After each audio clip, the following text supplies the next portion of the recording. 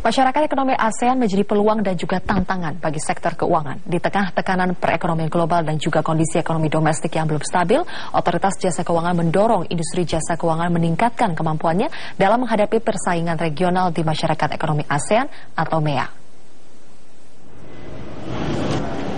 Tahun 2020 akan menjadi tahun yang penuh tantangan bagi perbankan nasional. Sebab pada tahun tersebut, sektor perbankan akan bersaing dengan perbankan regional menyambut masyarakat ekonomi ASEAN. Otoritas Jasa Keuangan atau OJK terus mendorong perbankan untuk meningkatkan kompetensinya, mengingat Indonesia masih menjadi negara terbesar yang menjadi pendorong ekonomi kawasan ASEAN. PDB Indonesia mencapai 36% dari seluruh PDB di kawasan ASEAN. Meski PDB Indonesia cukup tinggi, aset perbankan nasional terhadap PDB masih terlalu kecil dibandingkan negara kawasan. Total aset perbankan Indonesia hanya 55% terhadap PDB, lebih rendah dibandingkan Filipina, Thailand, Malaysia, maupun Singapura yang mencapai 359%.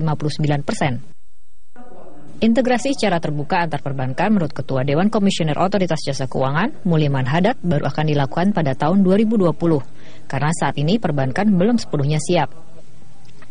Iya, kita sepakat di ASEAN, bukan cuma Indonesia, semua sepakat bahwa untuk integrasi perbankan tahun 2020. Karena memang disepakati banyak pekerjaan yang harus dibereskan dulu agar bisa saling menguntungkan, ya, sehingga kita dikasih kelonggaran sampai 5 tahun pada waktu itu untuk mempersiapkan beberapa area. Tadi saya sebutkan ada 4 area itu. Ya, pertama terkait dengan kompetensi, kedua terkait dengan terkait dengan harmonisasi hukumnya, peraturan dan lain sebagainya, ketiga soal infrastrukturnya, dan keempat soal ASEAN Qualified Bank itu tadi yang. Sementara itu, Ketua ASEAN Competition Institute Soe Martua Pardede mengatakan industri perbankan Indonesia saat ini belum cukup kuat untuk bersaing dengan perbankan di kawasan ASEAN, terutama jika melihat aset. Aset Bank Mandiri maupun BRI masih lebih kecil dibandingkan DBS Singapura dan Maybank Malaysia. Kalau kita ukur nanti 5 tahun ke depan, apakah perbankan kita sungguh-sungguh siap? Nah, di satu sisi lain, perbankan kita selalu terperangkap kepada 2 hal ukuran, ya, untuk mengembangkan industri perbankan. Satu adalah size atau modal yang cukup besar.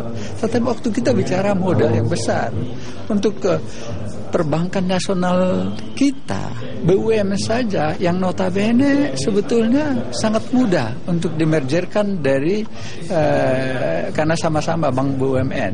Pengambil keputusannya kan pemerintah sebagai pemilik. Bank Mandiri, Bank BNI itu sungguh sangat sulit. Pekerjaan rumah lain yang harus dibenahi oleh perbankan nasional adalah efisiensi.